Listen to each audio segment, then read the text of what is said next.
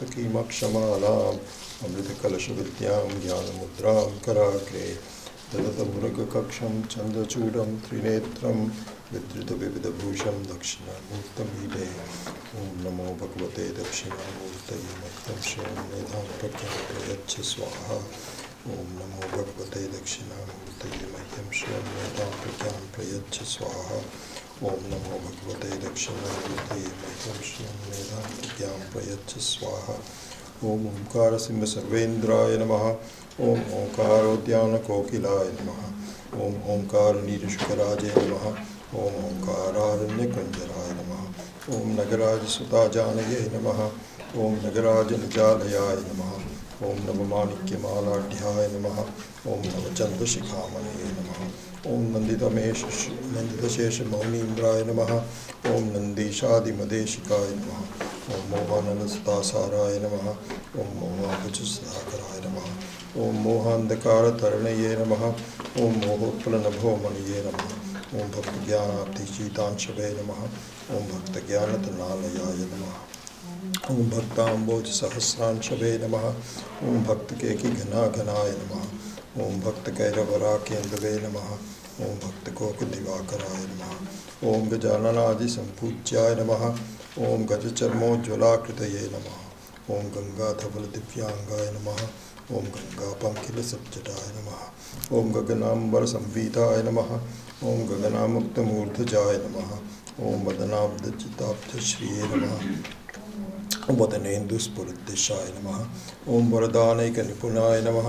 ॐ वनवीरोज्ज्वलोत्कराय नमः। ॐ वनमाससमुल्लासाय नमः। ॐ वनवीरैकलोलुपाय नमः। ॐ तेजपुञ्जघनाकाराय नमः। ॐ तेजसामपि भासकाय नमः। ॐ विनेयानां प्रदाय नमः। ॐ विनेयानां तेजप्रदाय नमः। ॐ तेजोमयनजाश्रमाय नमः। ॐ दमितानङ्गसङ्ग्रामाय नमः। ॐ दरहासजिताङ्गनाय नमः। ॐ दयारससुधासिन्धवे नमः।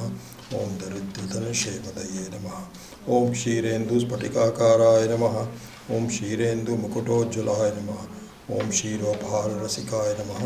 ॐ क्षिप्रैश्वर्यफलप्रदाय नमः। ॐ नानाभरणमुग्धाङ्गाय नमः। ॐ नारीसमोहनाकृतये नमः। ॐ नादब्रह्मरसास्वादिने नमः। ॐ नागभूषणभूषिताय नमः। ॐ मूर्तिनिन्दितकन्दर्पाय नमः। ॐ मूर्तामूर्तजगद्वपुषे नमः। ॐ मूलाज्ञानतमोभानवे नमः। ॐ मूर्तिमत्कल्पपादपाय नमः। ॐ तरुणादित्यसङ्काशाय नमः। ॐ तन्त्रीवादनतत्पराय नमः। ॐ तरुमूलैकनिलयाय नमः। ॐ तप्तजाम्बूनतप्रभाय नमः। ॐ तत्त्वपस्थोलसत्पानये नमः। ॐ तपुनोडुपलोचनाय नमः। ॐ संयमसंयुतसीत्कीर्तये नमः। ॐ यमसंयमसंयुताय नमः। ॐ यतिरूपधराय मौनिने नमः। ॐ यतीन्द्रोपासविग्रहाय नमः। ॐ मन्दारहाररुचिराय नमः। ॐ मन्दस्मितलसद्वक्त्राय नमः। ॐ मधुराधरपल्लवाय नमः। ॐ मञ्जीरमञ्जुपादाब्जाय नमः। ॐ मणिपट्टोलसत्कटये नमः। ॐ हस्ताङ्कुरितचिन्मुद्राय नमः। ॐ हठयोगपरोत्तमाय नमः। ॐ हंसजप्यक्षमालाढ्याय नमः। ॐ हंसेद्वारातिपादुकाय नमः। ॐ मेरुशृङ्गतटोल्लासाय नमः। ॐ मेघश्याममनोहराय नमः। ॐ मेधाङ्कुरबालाग्र्याय नमः। ॐ मेधापकुफलद्रुमाय नमः। ॐ धार्मिकान्तर्गुहवासाय नमः। ॐ धर्ममार्गप्रवर्तकाय नमः। ॐ धर्मोत्तममनोरथाय नमः। धामत्रय निजारामाय नमः। ॐ धर्मोत्तममनोरथाय नमः। ॐ प्रबोधोद्गारदीपश्रिये नमः। ॐ प्रकाशितजगत्र्याय नमः। ॐ प्रज्ञाचन्द्रशिलाचन्द्राय नमः। ॐ प्रज्ञामणिवराकराय नमः। ॐ ज्ञानान्तरभासात्मने नमः। ॐ ज्ञातज्ञातिकुलागताय नमः। ज्ञातज्ञातिविदूरकाय नमः। ॐ ज्ञानज्ञाद्वैतदिव्यांगाय नमः। ॐ ज्ञातज्ञातिकुलागताय नमः। ॐ प्रपन्नपारिजाताग्र्याय नमः। ॐ प्रणतार्थप्तिवाडवाय नमः। ॐ भूतानां प्रमाणभूताय नमः। ॐ प्रपञ्चहितकारकाय नमः। ॐ यत्तत्त्वमसि संवेद्याय नमः। ॐ यक्षगेयात्मवैभवाय नमः। ॐ यज्ञादिदेवतामूर्तये नमः। ॐ यजमानवपुद्धराय नमः। ॐ छत्रादिपुच्छ्वे ओम छत्राधिपति विश्वेश्वाय नमः। ओम चंद्रसामरसेविताय नमः। ओम छंदशास्त्रादिनिपुणाय नमः। ओम छलजात्यादिदुर्लगाय नमः। ओम स्वाभाविकसुखैकात्मने नमः। ओम स्वानुभूतिरसोदधये नमः। ओम स्वराज्यसम्पदध्यक्षाय नमः। ओम स्वात्मा राममहामतये नमः। ओम हाटकाभजटाजूटाय नमः। ओम हासोदस्तारिमण्डलाय नमः। ओम हालाहलोज्ज्वलगलाय नमः। ओम हार्दग्रन्थिविमोचकाय नमः। ओम श्री मेधा दक्षिणामूर्ति स्वामिने नमः। ओम श्रीमत्परमहंस परिव्राजकाचार्यवर्य श्री दयानंद सद्गुरुभ्यो नमः। ओम श्री महेशानंद सद्गुरुभ्यो नमः।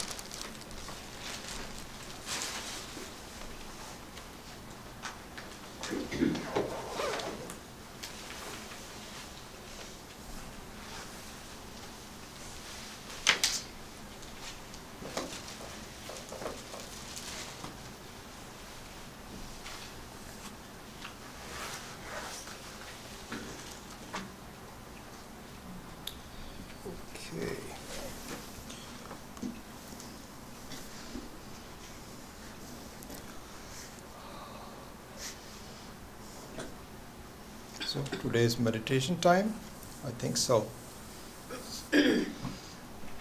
Day for meditation, so let's do meditation today.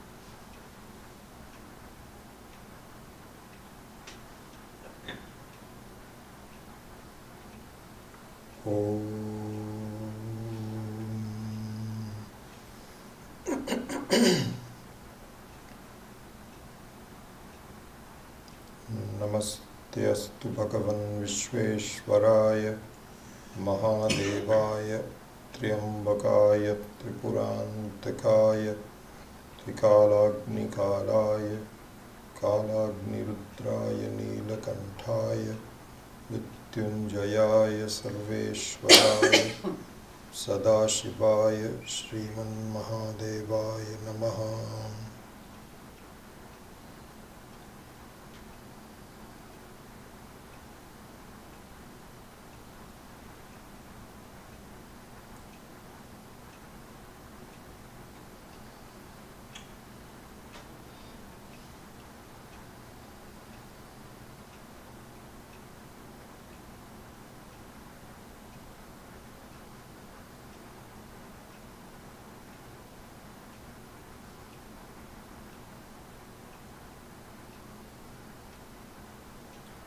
I meditate upon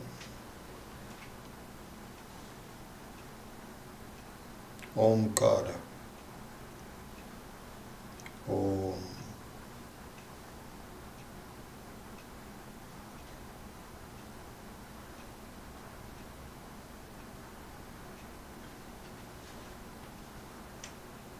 Om, the name of Ishvara, the name of Paramatma, and therefore the name of myself.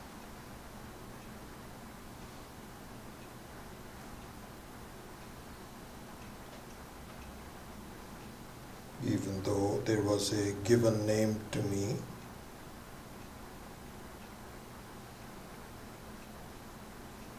given by the parents of this life,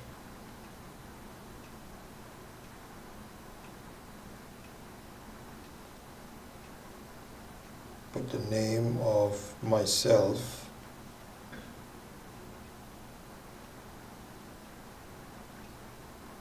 which is not just tied to this life, but in all of the previous lives, is Om.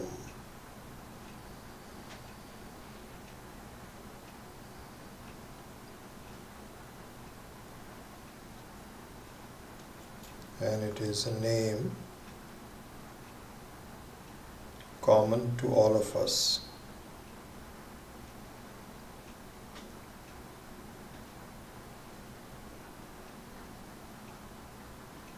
Just like there is a single reference to each one of us as I,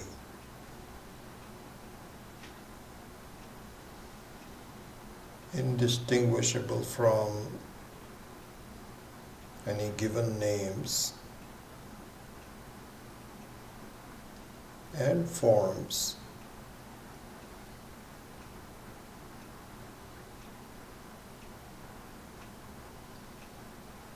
Similarly, the common name for all of us is Om.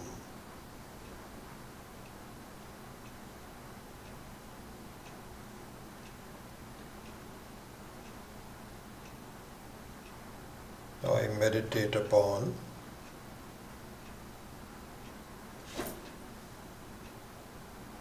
meaning I do an upasana.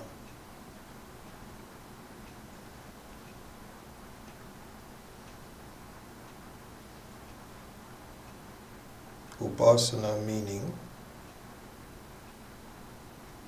a mental activity.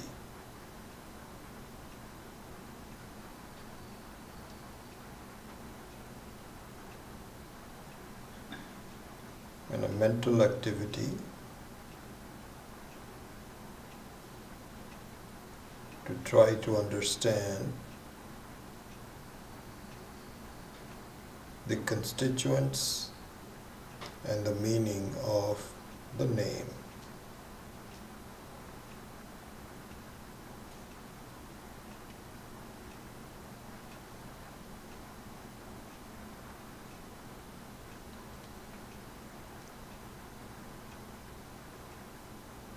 this name, the word symbol, pratika, is not randomly chosen. It is an appropriate name that I meditate upon.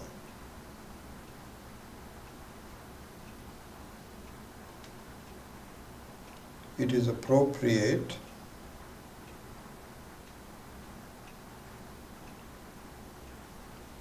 because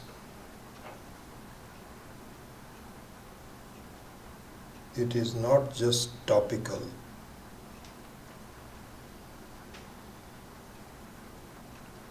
A topical name is a given name associated with this life,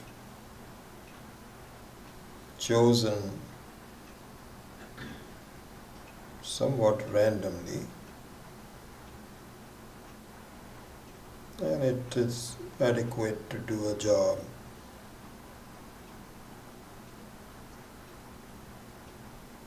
Om is not such a topical name.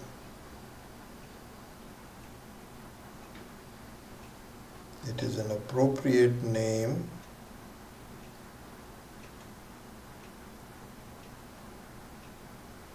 which transcends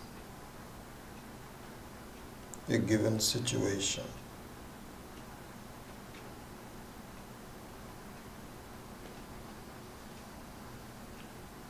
I meditate upon what that means, what it means to transcend a given situation. It means that it represents every possible situation.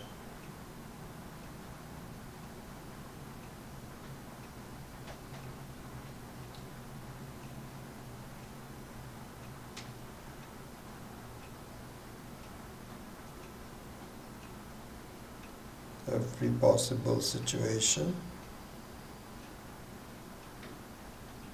of experiences, forms, stages, manifestations, everything.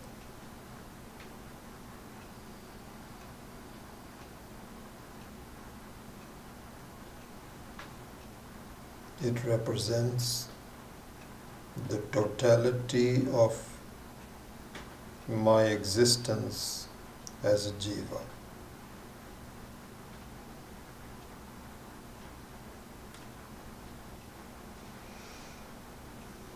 No matter what life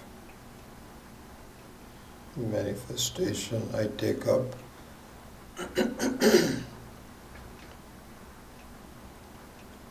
depending upon my desires and karma,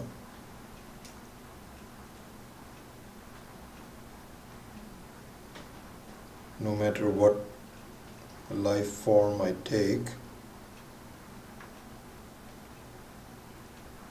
I see that I have 3 phases to each life. This is the creation of Ishvara.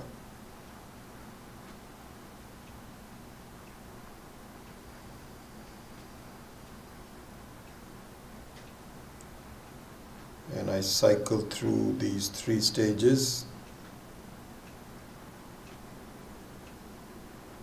throughout my life.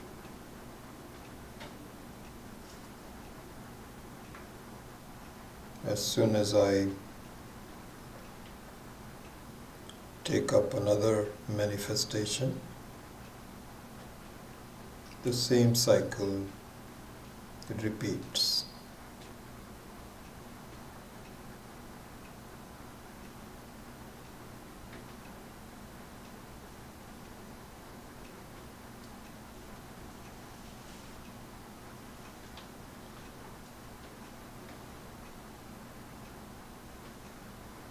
in meditating, doing upasana to the name Om,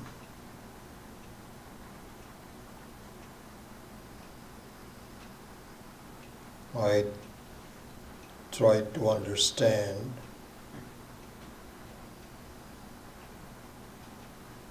the three subsections of the total.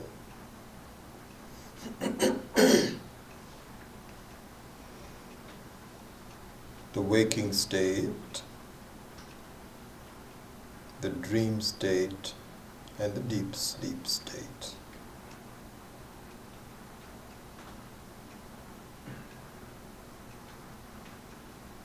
I meditate upon the meaning of Om,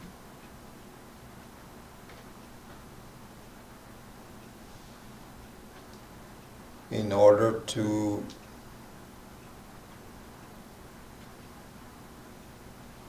see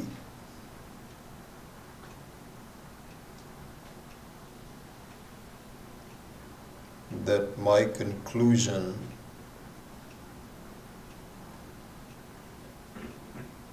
that I am a jiva, is separate individual,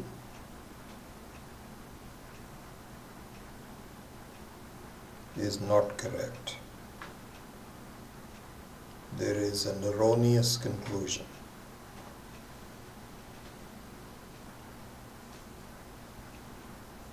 And I suffer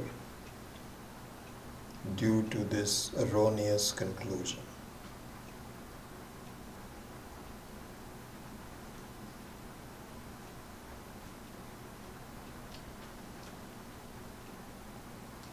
I do this upasana,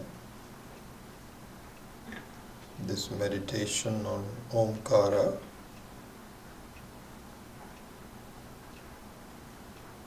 to remove this erroneous conclusion.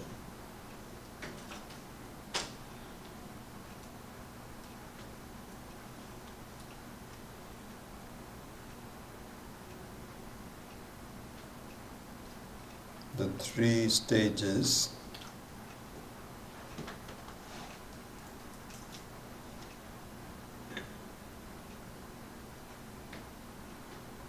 have a meaning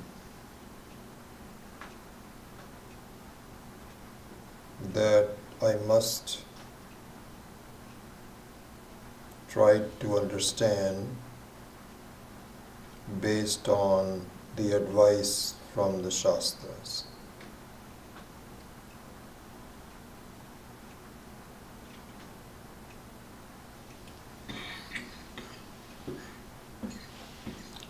This advice,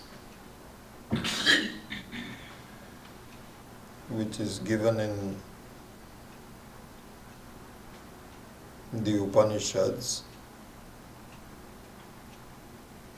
particularly the Mandukya Upanishad, is very well explained by Sri Gaudapadacharya.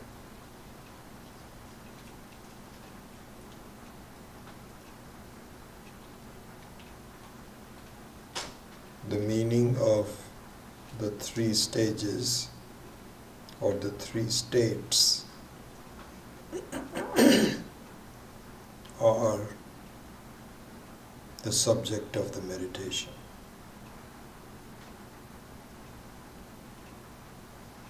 In the waking state,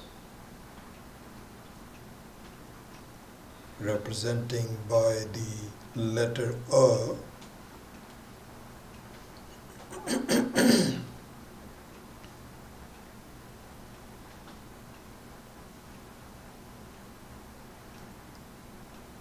I attempt to see the truth of the letter A.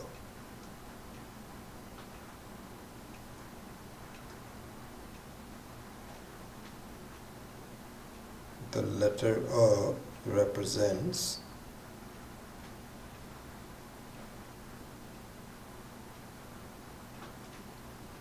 presence in all possible forms.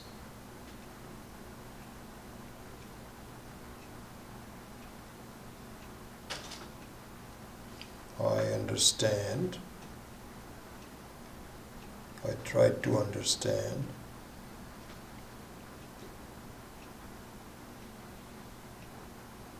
that there is a single source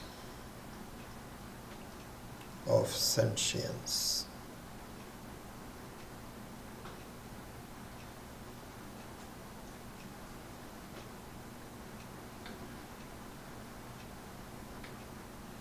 I,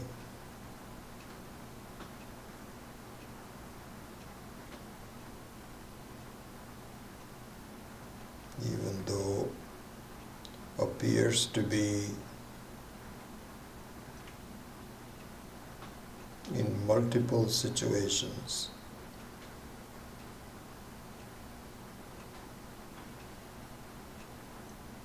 when a given person says I,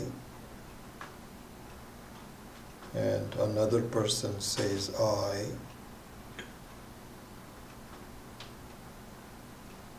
it appears as they are two different people.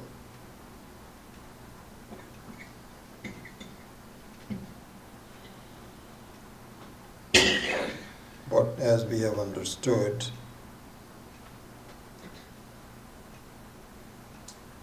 the only source of heat is in fire.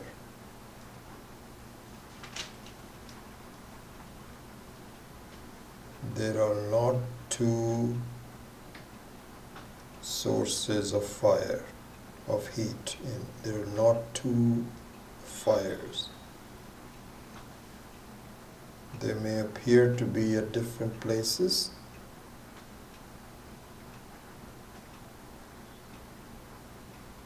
but the nature of heat comes from fire.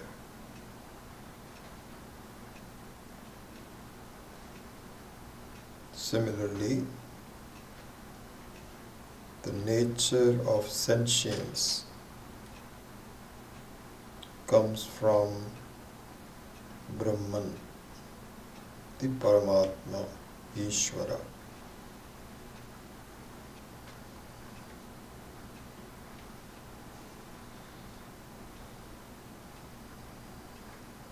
They may be duplicated, made copies of in reflections,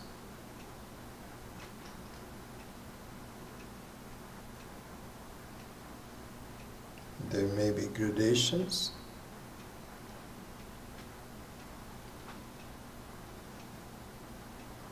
the I-ness of a devata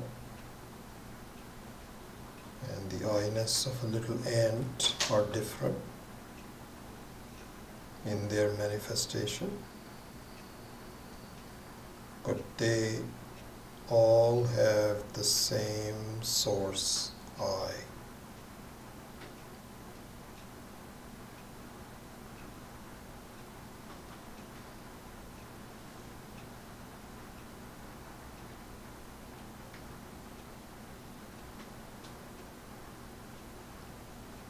So to understand the meaning of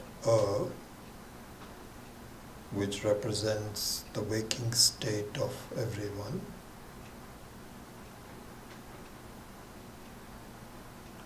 I see this fact more and more clearly in my life.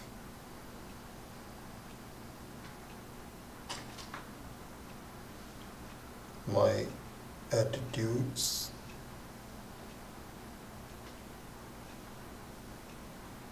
my experiences, my transactions,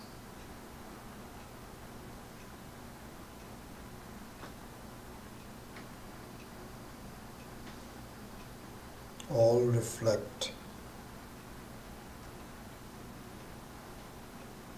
this understanding.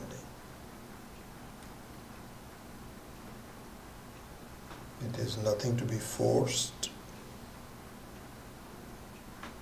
nothing's to be said, you must do this. It is purely based on my ability to understand the truth of the Jagrata Avastha.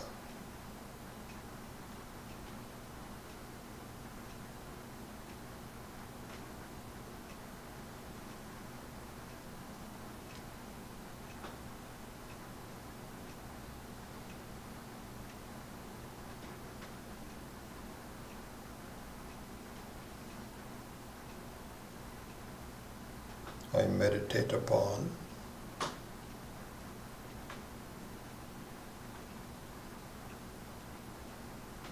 two implications of this truth. The truth that there is a single source of sentience, even though there are multiple reflections of the sentience. There are two implications of this truth that I should reflect upon. One is that in my experiences, my attitudes, my transactions, I keep this in mind in viewing others, that fundamentally we are the same, not just similar, but the same.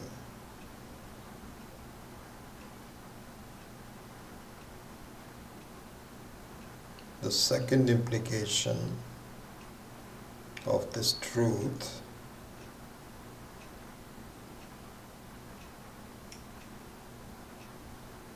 is that I am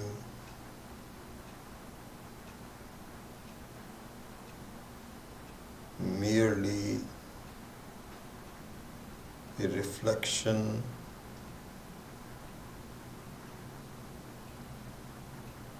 of Ishvara.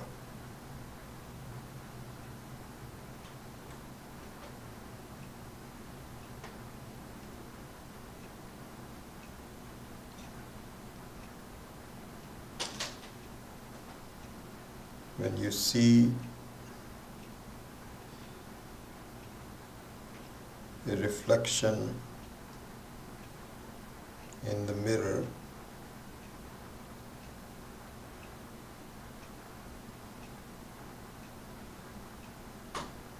you immediately recognize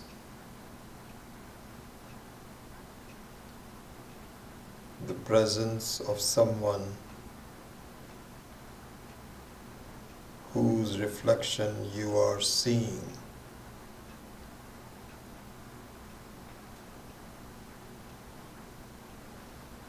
Even if you are seeing the reflection of another person.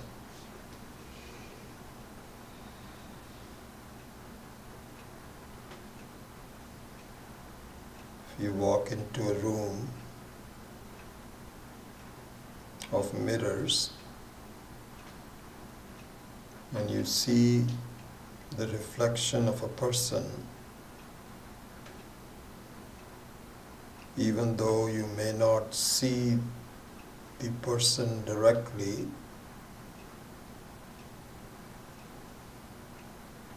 you don't doubt that there is a person.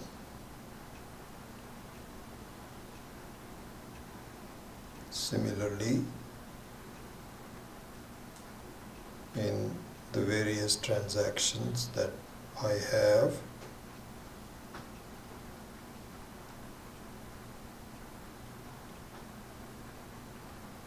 I recognize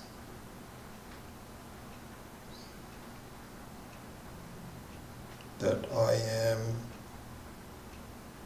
the reflection of a person.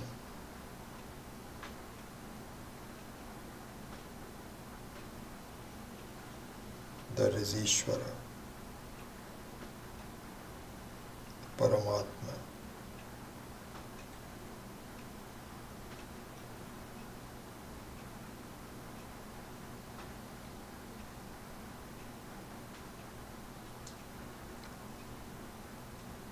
So this is the meditation upon one of the states of Omkara.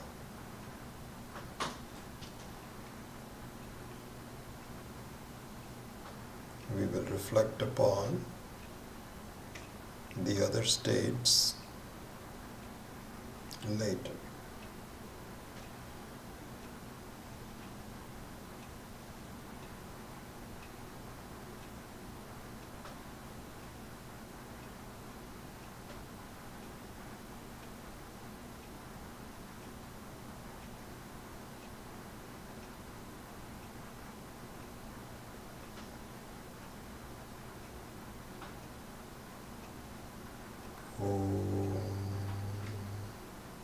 Shanti, Shanti, Shanti.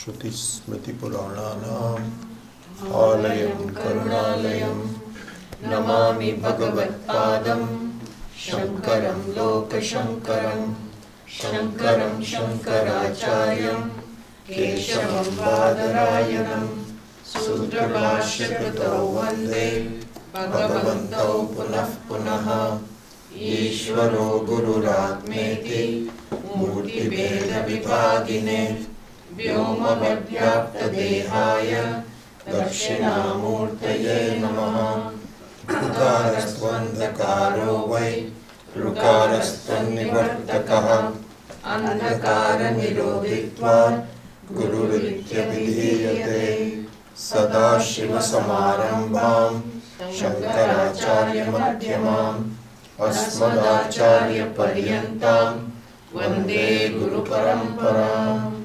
Om Sahana Bhavatu Sahanau Bhunaktu Sahaviryam Karavavahai Tejasvinavaditamastu ma vidvishavahai. Om Shanti Shanti Shanti. So as we have done, let's chant the Mandukya number 7 and number 12 first, and then we will do the Karikas.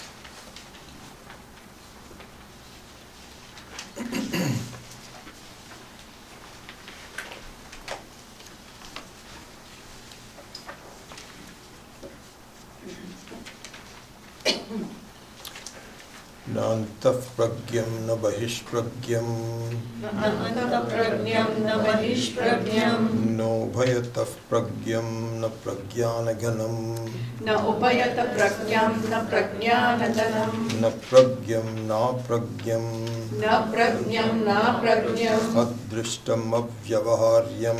adrishtam avyavaharyam Agrahyam alakshanam. Agrahyam alakshanam. Achintyam apyapadeshyam. Achintyam apradesyam. Ekatma pratyayasaram. Ekatma pratyayasaram. Prapancha upashamam. Prapancha upashamam. Shantam shivam. Shantam shivam. Advaitam chaturtham. Advaitam chaturtham. Manyante sa atma sa vigneyah. Manyante sa atma sa vigneyah.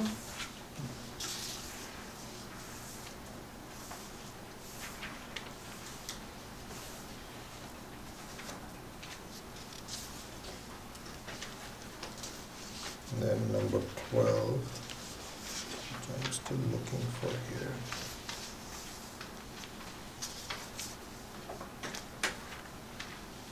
Amatras chaturthaha. Amachaturthaha. Let's just do it without the sandhi. So, amatras chaturtho vyavaharyah.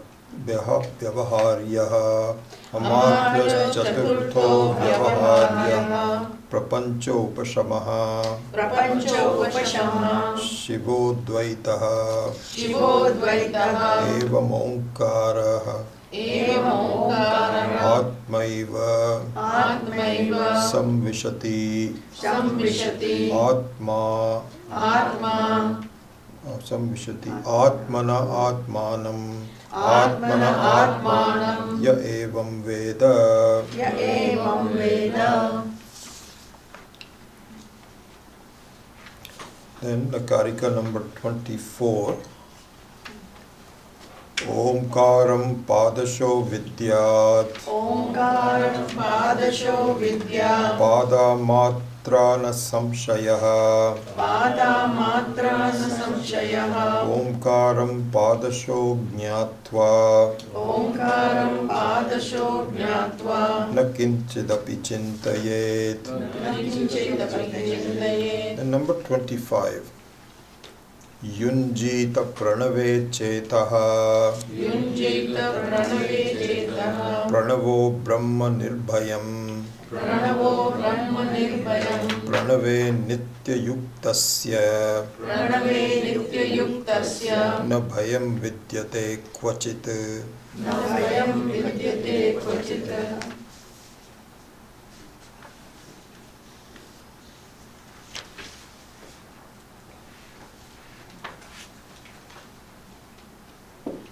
So we saw karika number 24 last time.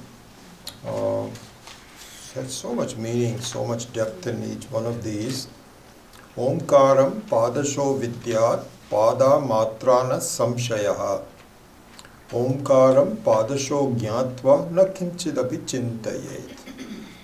So that's the karika.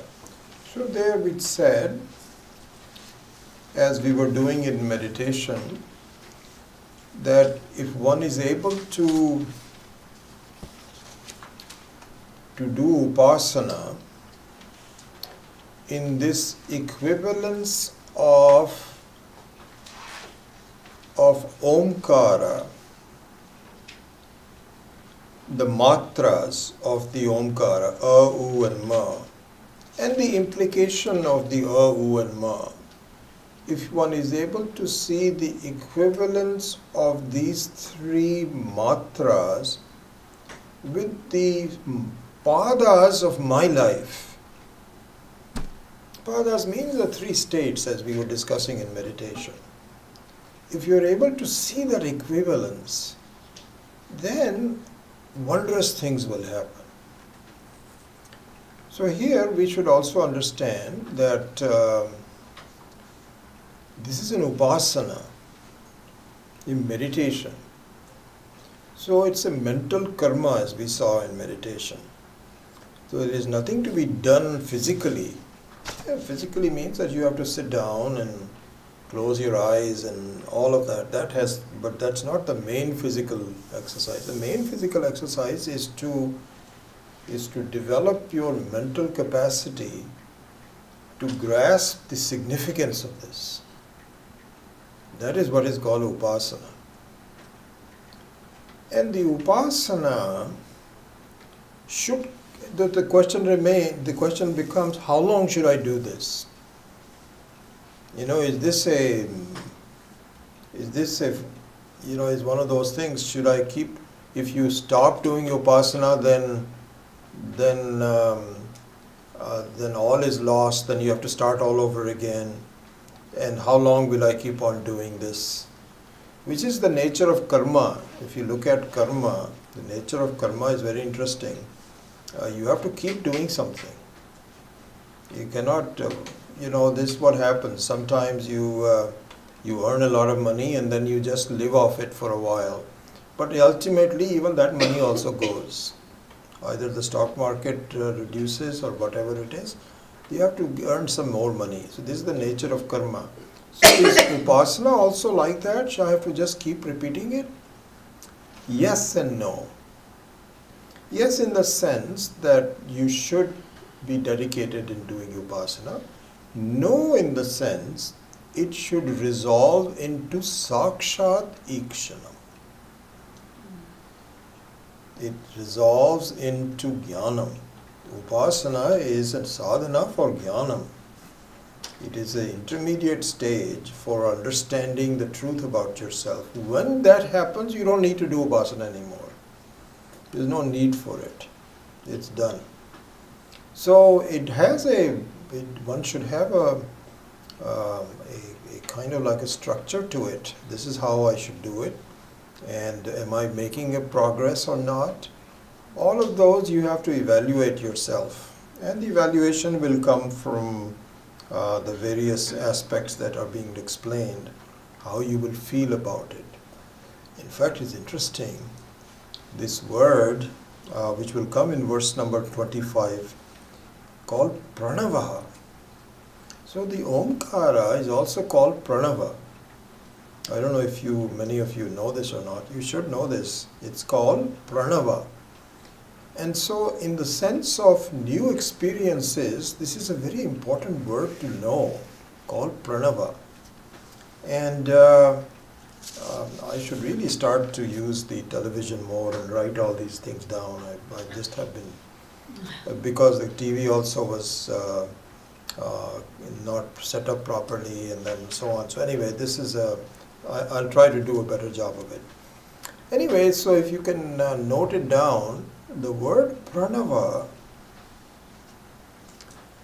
has a vyutpatti. It comes from the following sentence.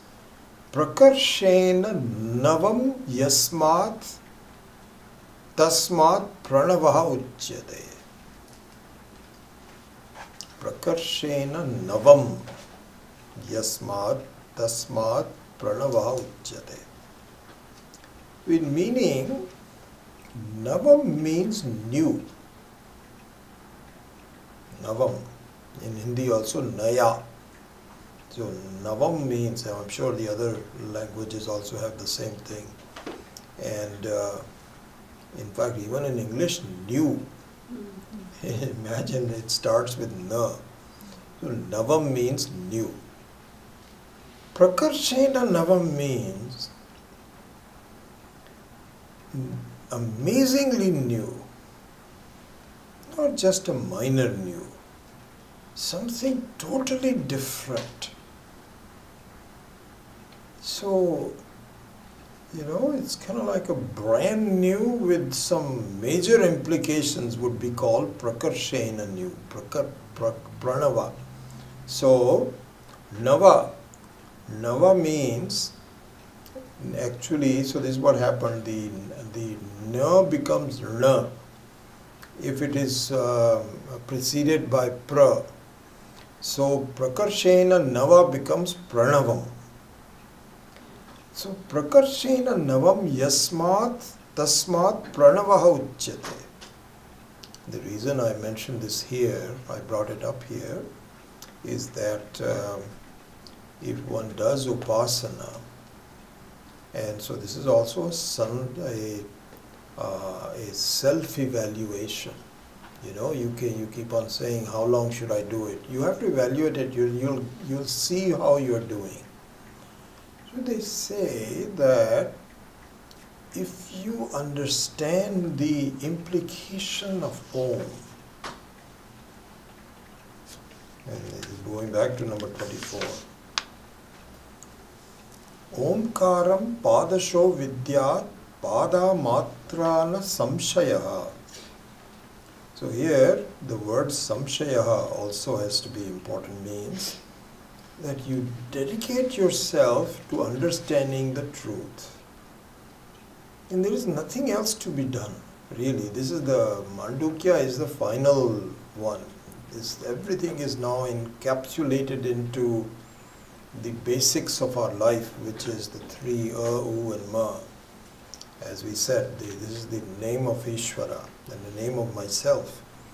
If one understands the implications of this without doubting, there must be some other way of looking at it. Maybe the Buddhists have a better view. Maybe the Jains, no, this is it. You don't need to do anything else. There is no samshaya. Then, Omkaram padasho gyatva na kinchidapi chintayet. Then wondrous things will happen, because you will begin to see the presence of Ishvara in your life. As I mentioned in the meditation also, once you understand that because I am alive, therefore there is Ishvara.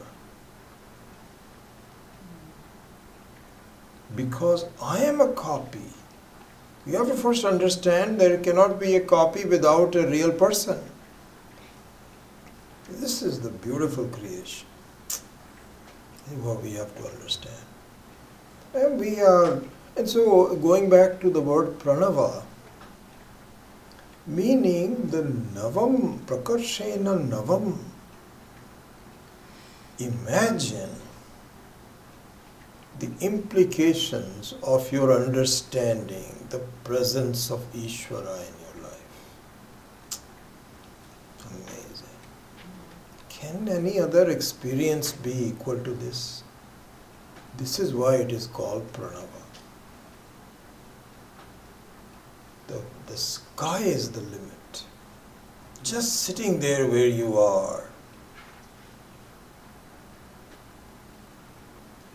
We do not understand that my creator, my helper, my controller is right here at every stage of my life.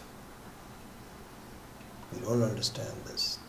We understand our friends, sometimes our parents, sometimes our children, sometimes our neighbors. That one we understand. But we fail to understand the person who is most helpful to me to be alive, to keep my future, as a friend who is saying, because I have both, because the way I live, I have both type of karmas that I choose from. Sometimes good karma, sometimes bad karmas. And if I just turn to Ishvara, then I choose the right karmas. This is the best way for me to understand the presence of Ishvara. Satkarma Janyam. As in the Tuesday night class, that just like you have a kida, which is going into some kind of a whirlpool, but once its satkarma comes up, it is pulled away from it. So similarly here also, Ishvara's presence comes from my own satkarma. This is what happens. You have a variety of karmas that you choose, because we have our sanchita karmas are so vast, infinite, that you can choose any one of the karmas. But when my karmas have, in my own karmas meanings that the efforts of myself in the previous life, this is what karma means. Because even in this life you are doing a lot of efforts and you're getting some results for it and so on. But based on the fact that this has been going on for a long time, you have a lot of karmas that you are that are in your account. You have both positive and negative things, and the ability to then choose the right karmas also comes from a combination of you deserve it and Ishvara helping you and say, yes, do this. Finally, you discover, my God, I cannot believe that I never understood that my whole body and my whole mind is created, supported by Ishvara. My heart beating, my blood flowing, my thoughts, my health, and no one else is as responsible as Ishvara. How could I miss this? You could only understand this once you really begin to see. This is where this Karika was so important, I think. And so that was number 19. Vishwasya Atva Vivakshayam. Beautiful. One should just memorize this.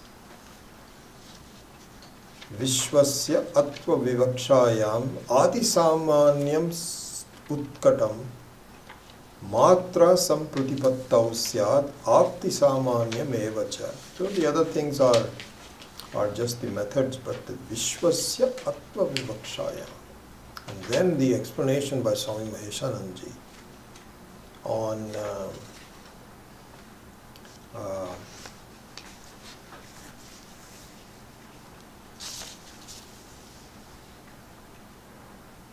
leading up to the verse number 12, which was Amatras Chaturtho Avyavaharyaha Prapancha Upashamaha Shivaha Advaitaha Evam Omkara Advaitaha. And we saw the meaning of Advaita. And when this is explained by a Mahatma like Swami Maheshananji, just amazing things happen.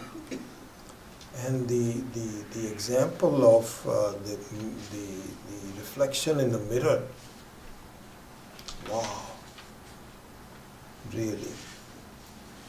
And Swami Maheshananji was saying that just his word just got to me. He said, I used to think that am I looking at the Ishvara? And if I'm looking at the Ishvara, then I'm different from the Ishvara. How is that possible? And he made it so clear. Really, my doubts are gone now. And what he said was, then when you look at your reflection in the mirror, the reflection is looking at you. You do like this in your eyes, and the reflection is also do like this. And so really speaking, the reflection is not looking at you. You are looking at the reflection looking at you.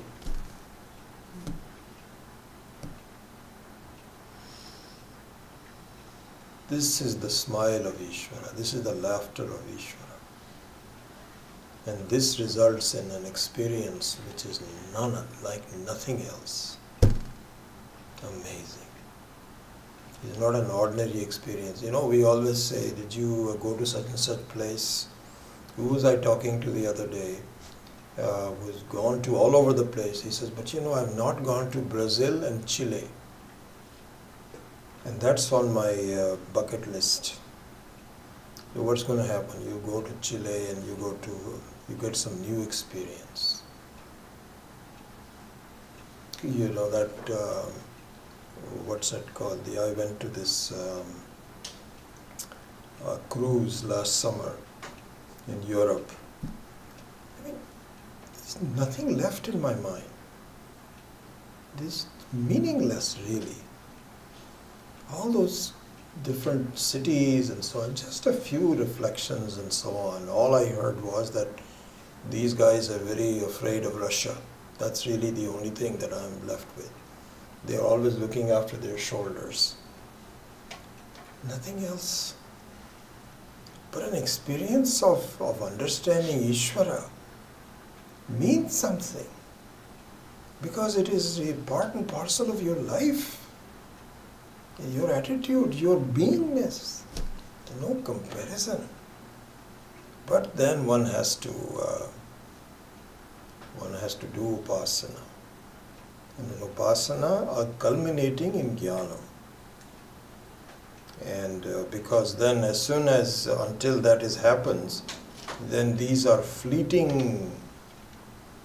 Some fleeting ideas that come for you, and you feel good for a while, but then you back again into the other thing that I am just an isolated person, nobody's helping me, I am, this, that, all those usual jivatvam, samsara. But then it is there all the time. It just waits for you to really dwell on it. And the more you dwell on it, the more the experiences are.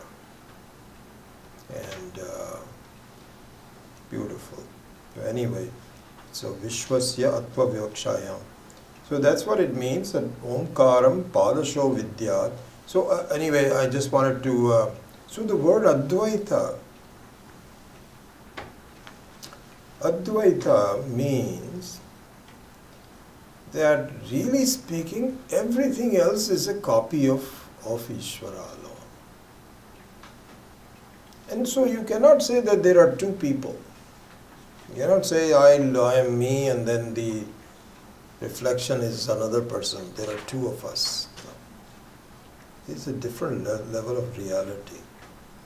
So the Dvaitam is Advaitam. There is no Dvaitam. The understanding of Dvaitam means Advaitam. So anyway, that's the word Advaita. And then here, Omkaram Padasho Vidyat Padamatana Samshayaha.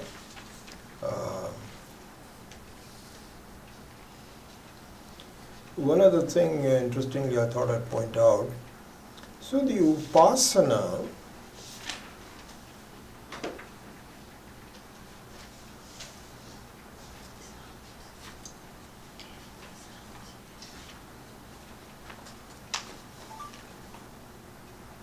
just 1 second, I want to.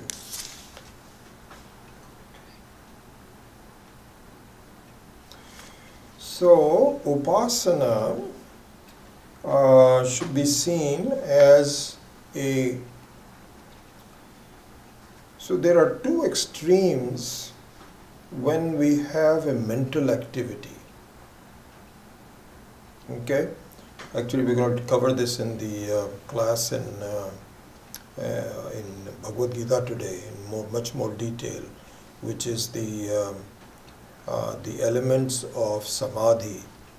So we'll go into this in much more detail, which is the Ashtanga Yoga, and so yoga and so on. Anyway, that we'll look at it. But very briefly, the mental activity has two extremes.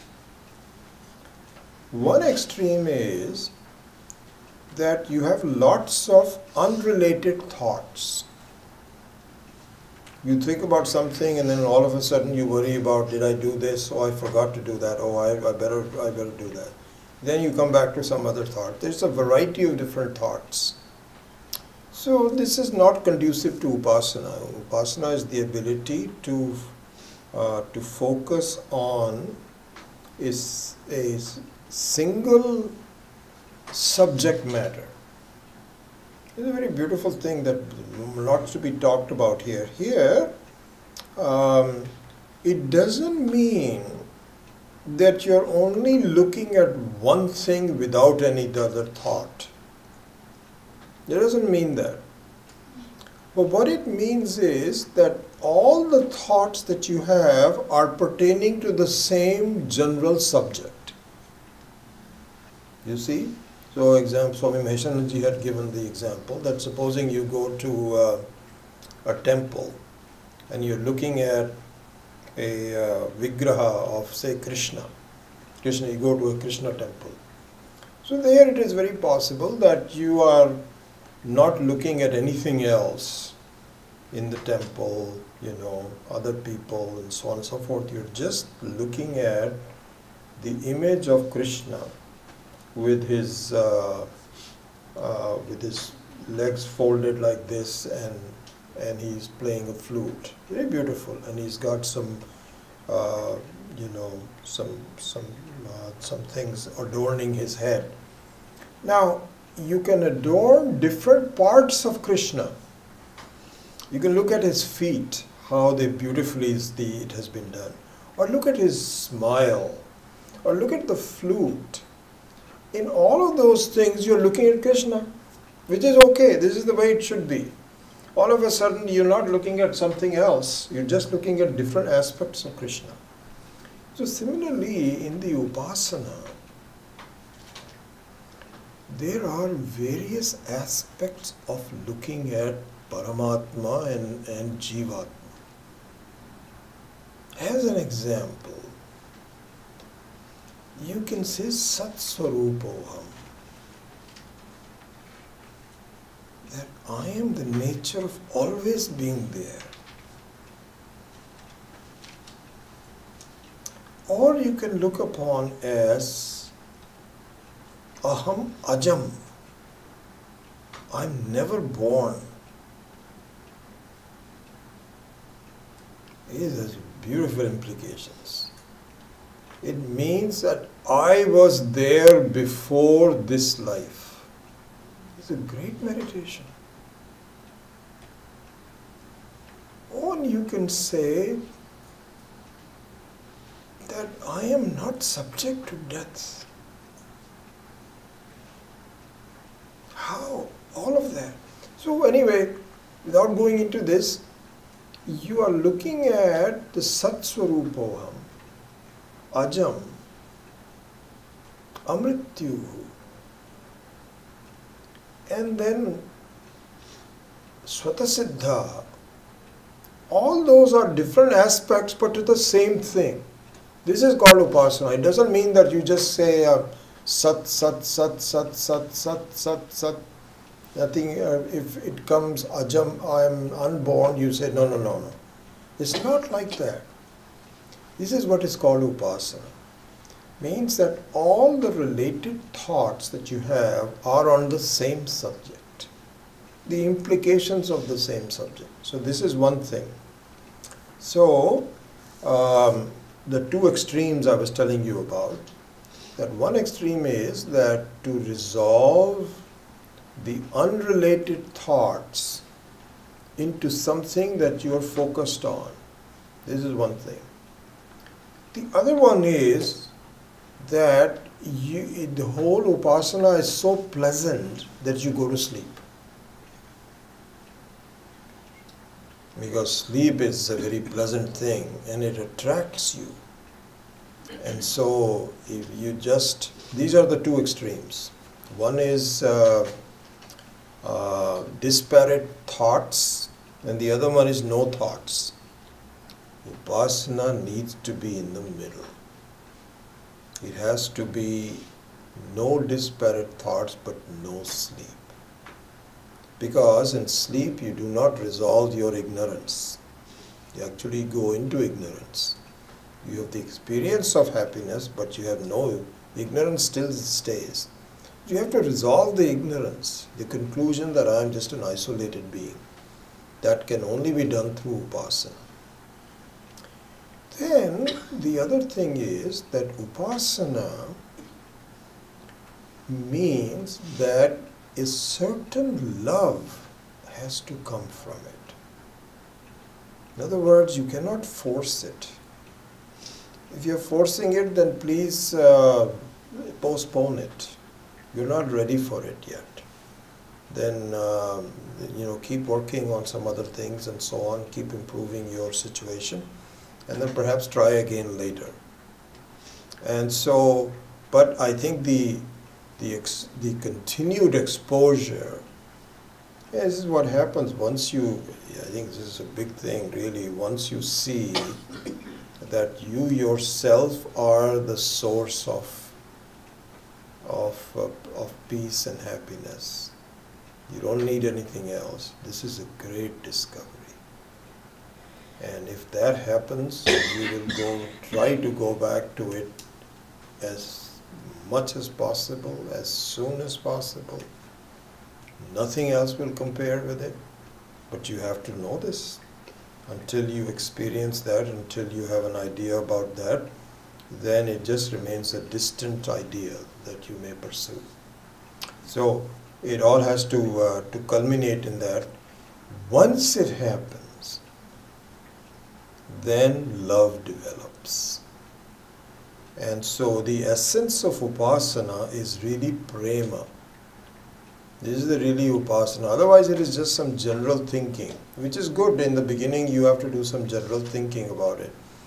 But upasana means, the word upasana means that you are so engrossed in it, you enjoy that. Because just like anything else, we know that ice cream, for example, is a source of joy.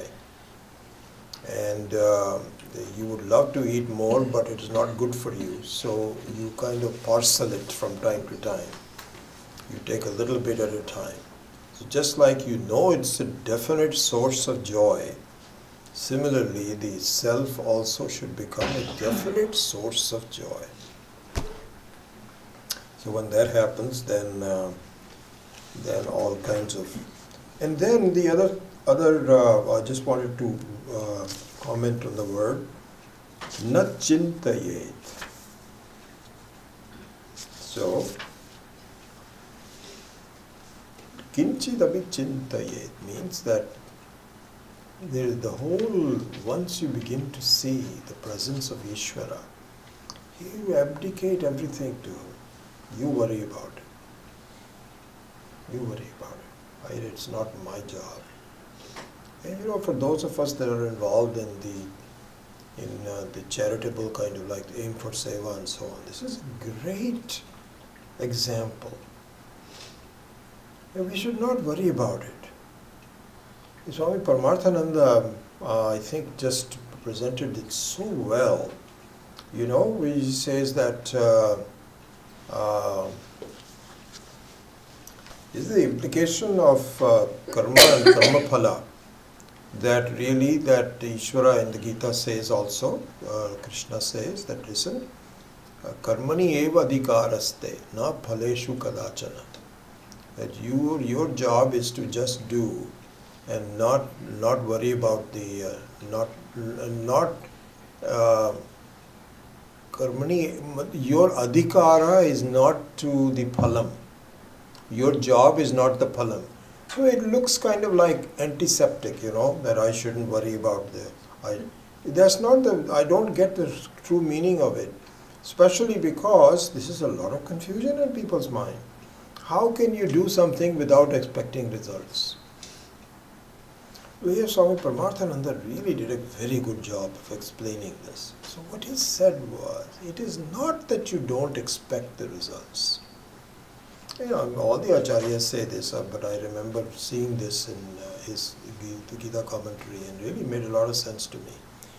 What it said was that you have limited emotional energies for doing anything.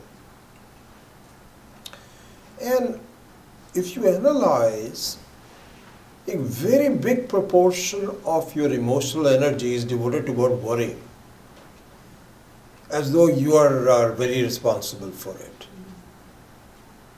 You know, for example, we were somewhat late starting with Aim for Seva this year, and there was some, you know, we were thinking, I don't know what's going to happen this year. We got very few, if you recall. We didn't get that many donations until about a month or so, maybe a month and a half before our event. But it's so interesting, and I never really worried about it. I mean, I lamented the fact that we were late. We should have done it a little bit sooner. So it's not as though you don't criticize yourself. You do all of that. But the real worry about what's going to happen, and now people will say this is, none of that occurred to me. I said, you know, this is Ishvara's job. He's the one who's engaged us with it. And if it has to become, let him do it. And we doubled our efforts and we did very well. Much better than we expected. So really speaking, na chintayet here means that once you begin to see you're not alone, just do your best. So your emotional energy, as Swami Prabhupada says, to close off that topic, what he said was that given that you have a certain limited emotional energy for doing things, you should be completely engrossed in maximizing for your effort. And Swami Maheshananji also pointed this out in some press. That's very beautiful. He says, you know, he was saying that that I find that people have some diseases because they are so stressed. So stressed. And he says stress is just unnecessary. So you ask these people, you know, why are you so stressed? He says, how can you talk like that? If I don't do that, who will do it? It is my job to do it. And I naturally am very stressed about it. And you ask all the other workers close to him, you say he's very stressed about it. He says, what is stress going to do? We are all doing the best we can. If it doesn't happen, it doesn't happen. You know, this is that very famous incident where, was it Vishwamitra? No, who was the rishi who was a robber on the road? Valmiki. In Valmiki, so his job was that of being a robber. And so he would kill people and bring their money into the house and so on. And so one day some rishi passed by and he said, why are you doing this? You know, so he says, well, I need my family is dependent on me. This is what I'm doing. So they said, really? Shall we ask your family? Let's go together. So they went to his wife and said, you know, he's killing and so on for you. How do you like it? He says, I've been telling him, this is Papa for him, Papa for me. He doesn't understand. I don't need any of this. And the lady said, oh my goodness, what have I done? I was just saying this, you know, I've got to do this, I've got to do this. And so, really speaking, we just should not even worry about any of this at all. Whatever happens, happens. You feel like if I don't do it, somebody else is just like Valmiki. He used to think before he became a rishi that, you know, I have to do this. You just do the best you can and let things happen the way they are. If that happens, na chintayet. Very beautiful. So anyway, so that's part of that. Then,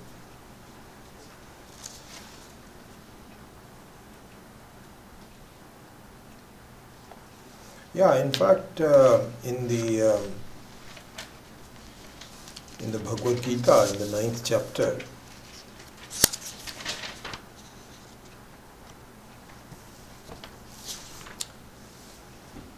Krishna himself says tesham nitya abhiyuktanam yogakshemam vahamiyam.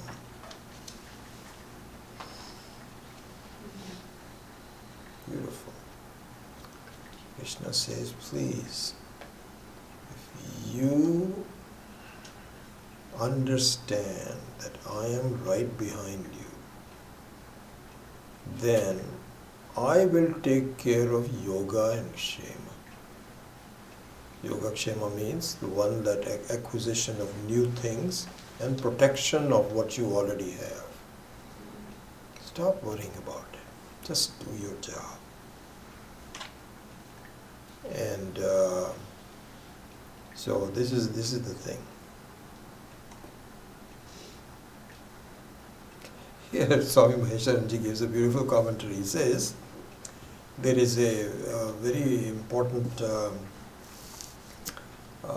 Mahatma called Madhusudana Swami. He has written some beautiful books. I haven't read, I've only seen references to him, I have not seen that. So he says, Swami Maheswaranji says, Madhusudana raises a doubt about this and then answers it. And the doubt he says is that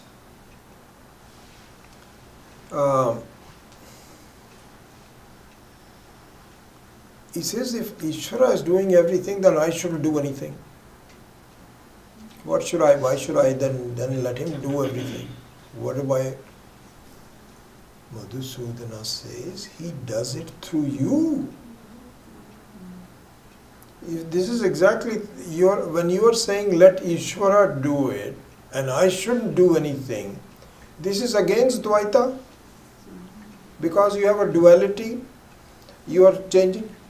Ishvara is doing through you. And so, another point Madhusudana points out, that for someone who has resorted himself or herself to Ishvara, the phalam doesn't come through other devatas. It comes directly from Ishvara. It is because when you do not recognize Ishvara as a reality in your life, then other devatas are still helping you. There is a devata for heart. There is a devi for muscles. There is a devata for this, devi for this. They are all helping you anyway. So it's not as though, that's not happening. But you are now totally dependent on, like for example, they say exercise. You must do exercise every day. You are actually giving bali to the devi of exercise. We don't realize, we're just going to the gym. You're not going to the gym, you're visiting devi of exercise. This is exactly what happened. And you get some benefits from it and so on. So the Ishvara has deployed all this, the army of devis and devatas to help you out, and he says, you figure it out. Whatever you want to do, whatever you want to do. If you want to exercise, exercise. If you don't want to do it, that's fine, it's up to you. But when you have the direct presence of Ishvara, Ishvara gives you the direct help. And he may deploy the devis and devatas on the way based on your karma. So it's not as though everything is just going to be completely okay. You still have some old karmas that have to go through. But the help is now not indirect, it is direct. This is what Swami Madhusudana Swami says. Amazing. Okay, number 25. So here, Yunjita pranave chetaha pranavo brahma nirbhayam pranave nitya yuktasya na bhayam vidyate kvachit. So here, the new idea on number 25 is, well, number 1, we already saw the meaning of the word pranava. So pranava means that one which is capable of giving you amazing new view of life. that you never could understand before. Just by understanding pranava, omkara. This is the meaning also. And so,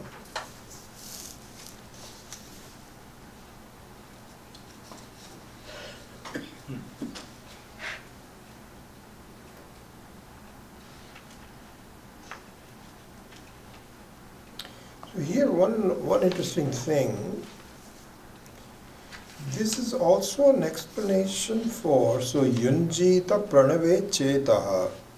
So when your mind is now yukta, yunjita means it is connected, directly connected to pranava, meaning that you are involved in understanding the meaning of the omkara. Okay, so you're doing that. Then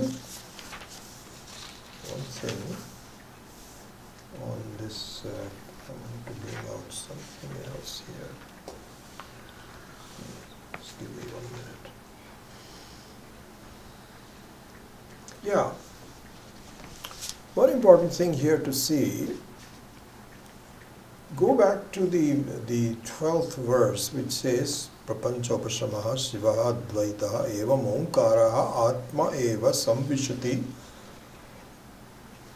Atmana Atmanam Yavevam Veda. This is an interesting thing to see. And Gita also says Atmana Atmanam means the sadhana here is not dependency on anything else. It is yourself. Automatically, by your own self, you will approach the knowledge. This is an important thing to see. You're not dependent on anything.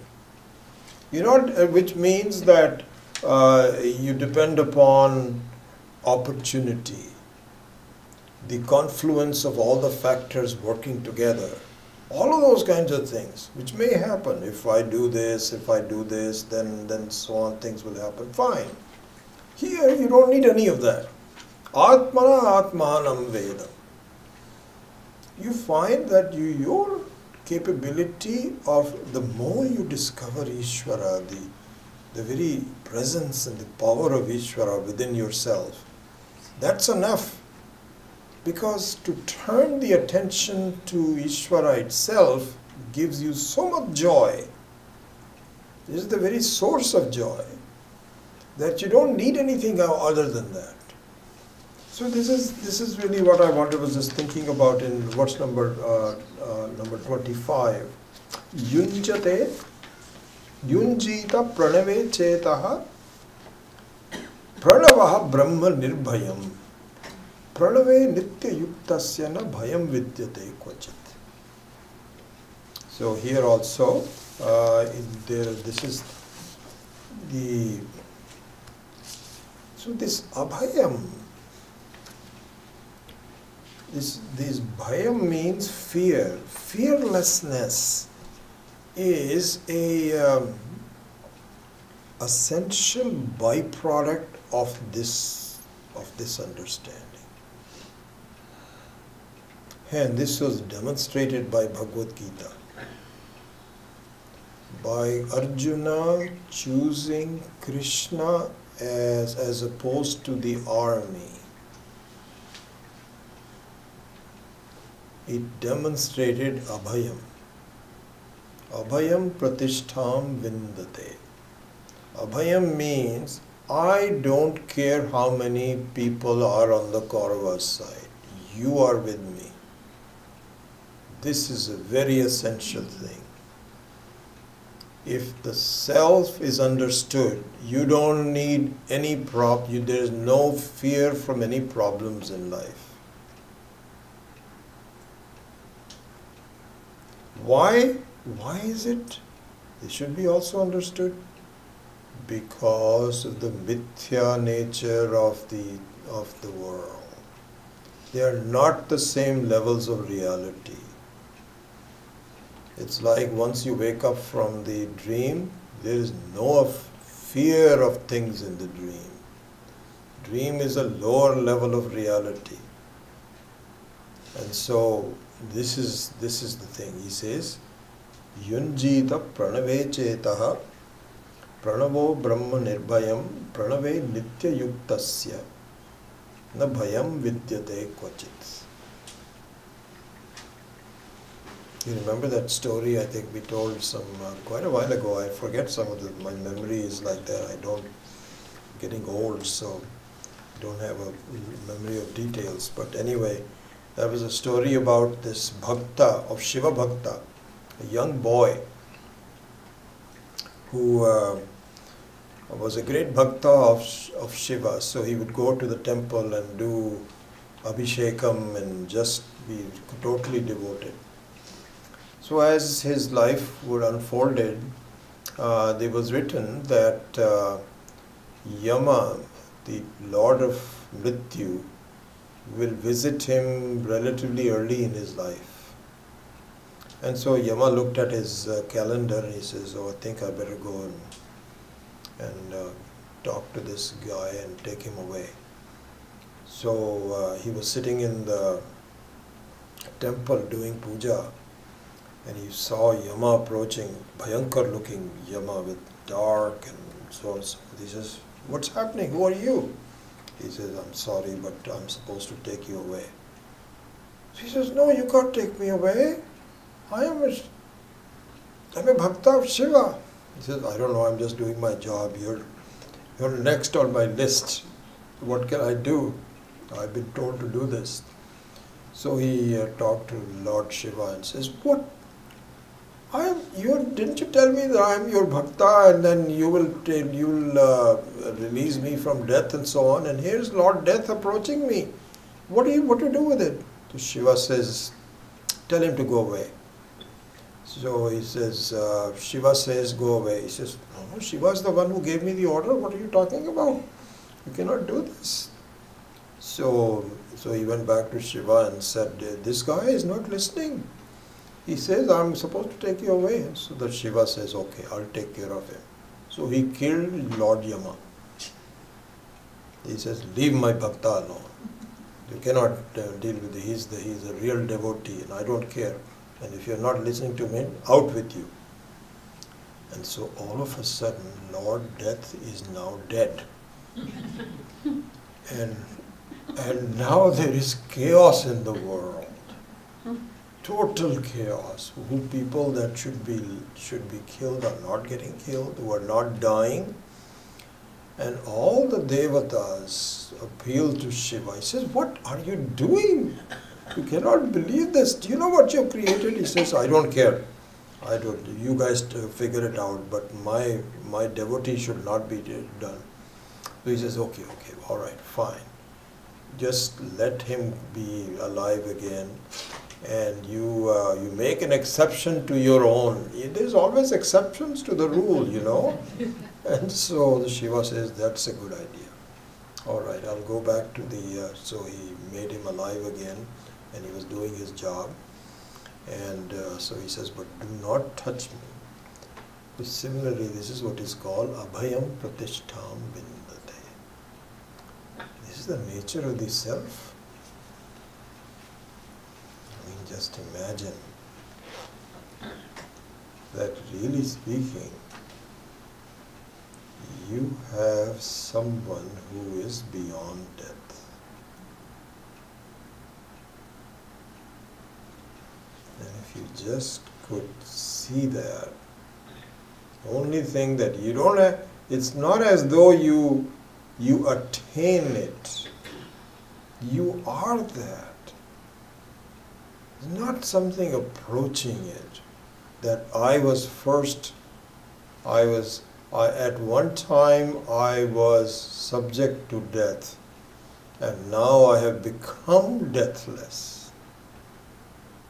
You were always deathless, you just didn't buy it. That's all. You didn't get it. And you are continuously making a fool of yourself. You are already deathless. And so Pratishtham vindate, bhayam vidyate kvachit. He says there is no reason to be bhayam. And if it so happens that you're not able to really do it, fine, doesn't matter. And this is my approach too. It's not as though I'm completely done. But you know what? If I have to take another birth, I'll take another birth. What's the big deal? Let Ishvara worry about when I will be completely. It's not I'm anxious. You don't even desire. You don't keep on bugging Ishvara that I am still not. You're not helping me. I am still not doing nothing like that. Just be relaxed. Just do your job. And whatever happens, happens. So this is the approach that he's talking about. Yunjita pranave chetaha pranavo brahma nirbhayam pranave nikta yuktasya na bhayam vidyate kvachit. See if there's something else that I wanted to tell you before we finish.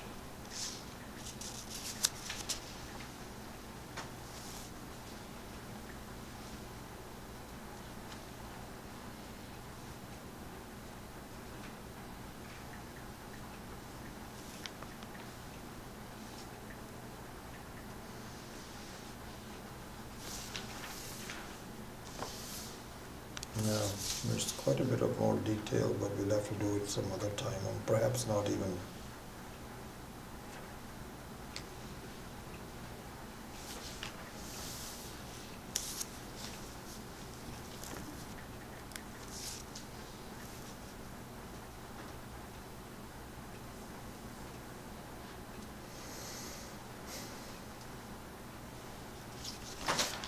It's quite a bit. Here he was just simply saying that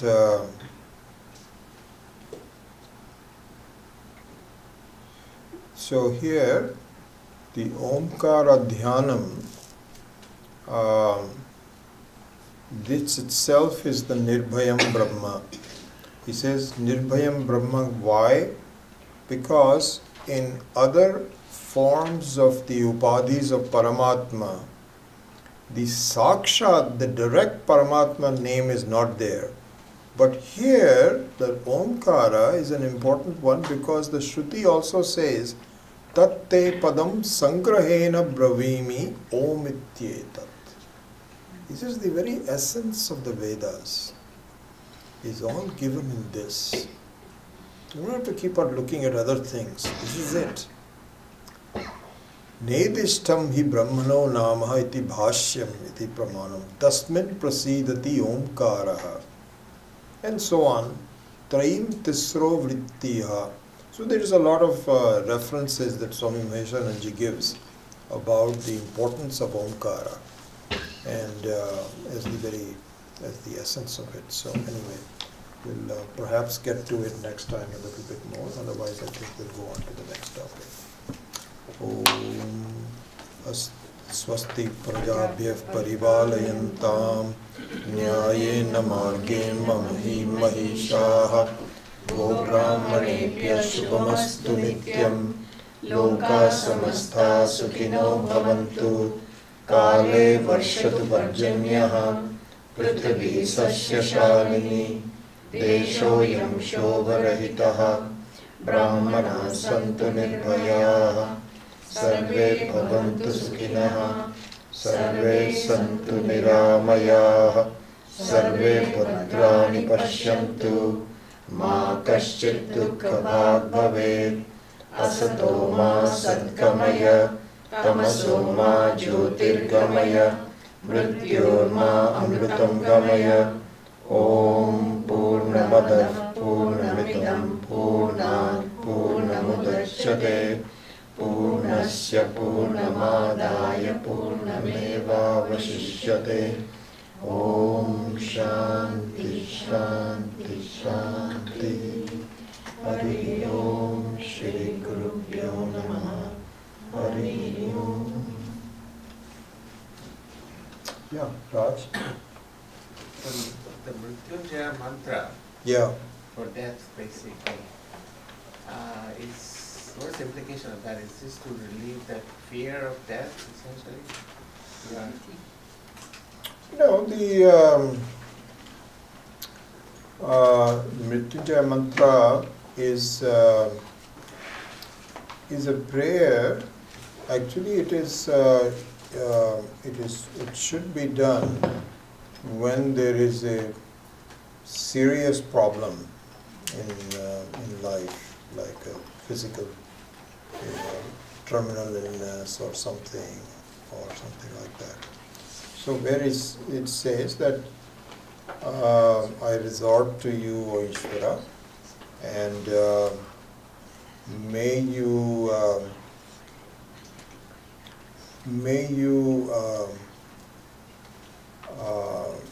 cut my connections to all dukkhas. Just like, for example, this fruit gets cut from the tree. So just like that, you just make a complete disconnection from my dependencies, and may you make that happen as soon as possible. So it's a prayer to Ishvara which should be resorted to when there is otherwise you're just doing other prayers, but this one is a special prayer which is not reserved, I would say, but more appropriate for serious problems in life.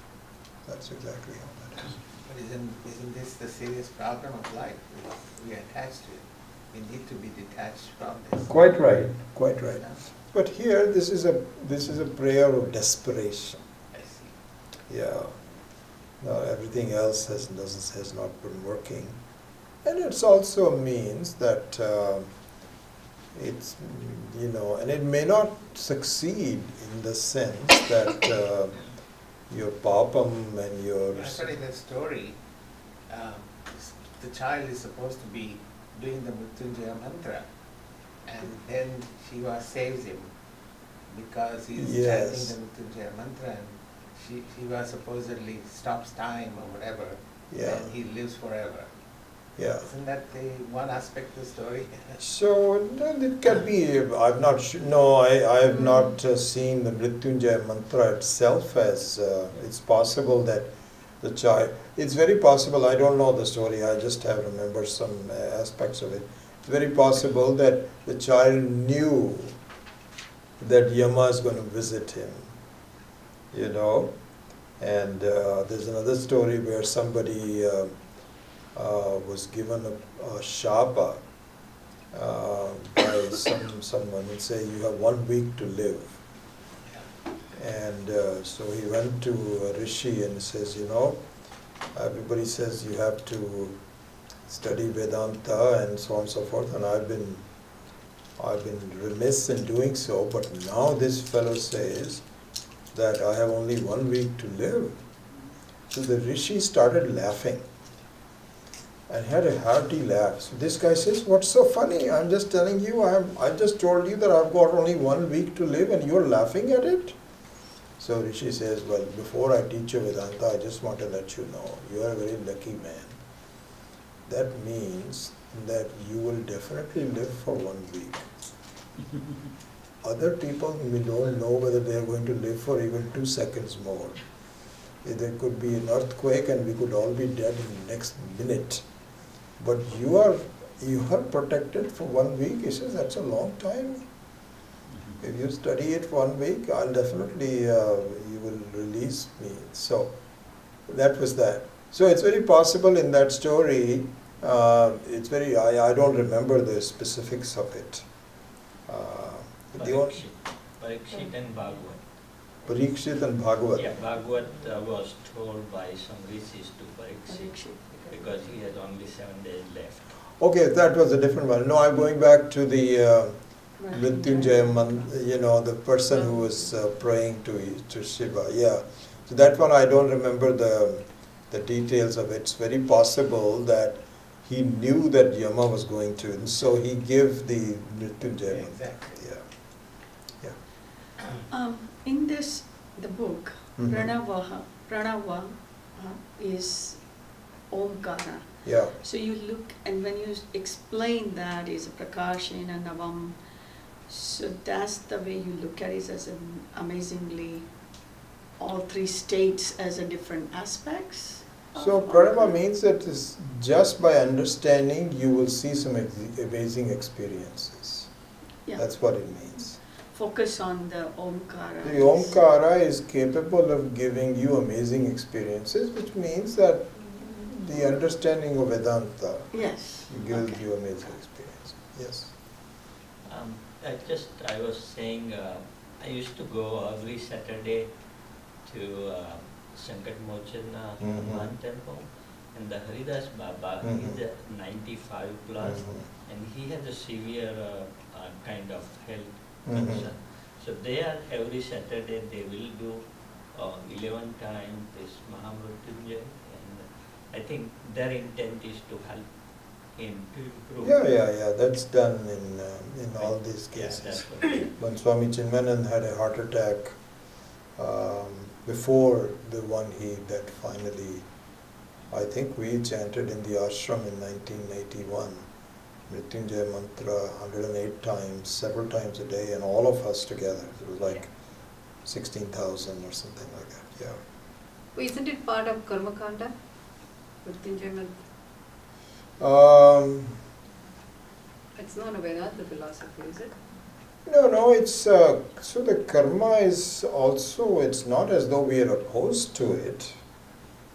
No, that should not be understood that, I don't know which part of the Vedas it comes on, I haven't really studied maybe we can ask somebody else. But so what, even if it is karma kanda, it is just part of, because karma, the proper karma is also a prelude and a preparation for jnanam. So it's not as though it is opposed to it. It is a first stage of... But we just learned just now that Ishvara is with you. Yeah. Doesn't matter how much I pray, whenever my death is coming, it's coming. So is Mrityunjaya mantra going to help me mitigate? So Mrityunjaya mantra... Just a manasik help. Yeah, so Mrityunjaya mantra will help you in... if you are already a Jivan Mukta, meaning that even while you're alive, you are really completely you understand completely that this body-mind is not me. This is somebody different than me. I have mistakenly seen it to be me, but it's not me. That's called a Jivan Mukta. So the Jivan Mukta will not be doing Mrityunjaya mantra. Okay? But until you are there, supposing you are a Vedanta student and you develop a serious illness, then your prayer to Ishvara is that either you please take care of my illness so I continue my study and my understanding of myself, or I accept the fact that I may not be able to accomplish it in this life, and so, but I still want to maintain my loyalty to you, not loyalty, but my understanding of you, and take care of it meanwhile. So either way, it's a prayer to the presence of Ishvara and the fact, yeah. It's part of the root. Chandogya Upanishad starts with Om, iti etat aksharam. Yeah. And it goes on to say Udgitham Upasita. I'm stuck with this word Udgitham, which comes from Udgayati. You start singing before, but can you break down this word Udgitham? Okay, I'll have to look into that. Why don't I do that? Huh? I don't remember, so I'll look into that and I'll get back to you as the exact implication. I have some general sense, but I'd rather be more exact in terms of Udgitam. Okay, I'll do that. Sorry, did you have a... I was saying that the Mahamrutyunjaya mantra is also part of the Rudram. So It is. Right. It is actually 11th. not, these things are relative. I think it was added later on. Swami Dayananji said that the Rudram actually stops with Yasmin, what is it?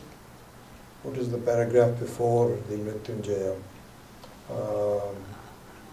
Gosh, I was just chanting it on my way. What is a very long one, which is the final one? That is really the end of 10th Rudram. end. And so Mrityunjaya is added on top of that. It is not really, Yeah. but it becomes as part of it if you begin to use it. It's okay But that whole 11th, when it begins, the 11th section on the Rudra, to. is all phalam kind of thing, right? If you look Yeah, at the Shiva it Darshana is. and all this thing, Yes. it's just give me Yes. that, give me that, it's like a phalam thing. Yeah. Rudrebhyo ye Prithimya. That's the verse. No, what is the beginning of that? It starts with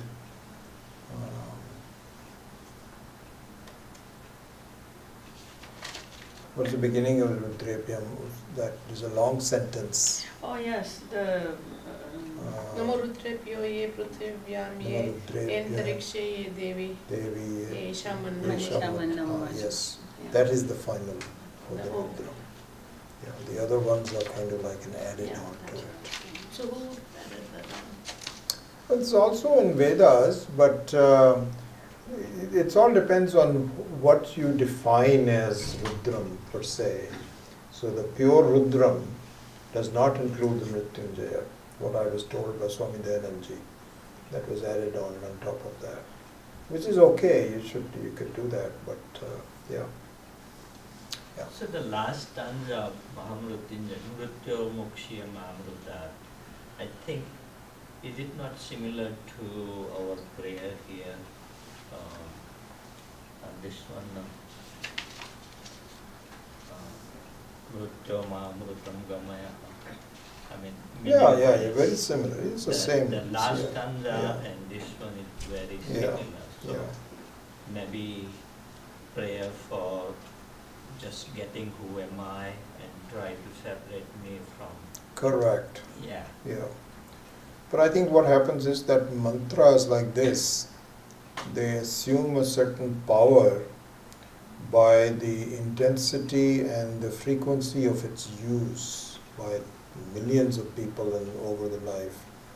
And so like Om Namah Shivaya is an important mantra because, I mean, you can imagine for the last, even in this kalpa, the last 20,000 years, how many people have just chanted this. And so there's a certain power that comes from the frequency and the intensity of use. And so it becomes important in that manner. Yeah. You mentioned about this pranava, and you said prakarshena navam iti. What is the literal meaning of prakarsha? Prakarsha is the one you say pra. So prakarsha means very well, extremely, well done. So this is jnanam and prajnanam. So prajnana means prakarshena jnanam, means the knowledge so well understood that there is nothing that you do not understand. So that's the sense of the words prakarshena. If you look at actually, I invite you to go to the Sanskrit dictionary and look it up. So it'll have various sub and definitions of prakarsha. So prakarshena basically means very well done, high, very effective, very powerful. All those kinds of meanings is the meaning of it. Yeah. Okay. So we will have a class next week also, 29th. Okay? All right, very good.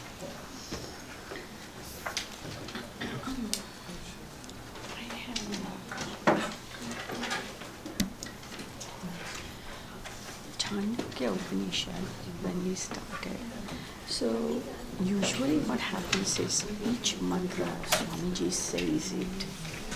So when you chant, and then meaning of it, and then the discussion about that is book. But nowhere to be found because it's a Samveda and it has to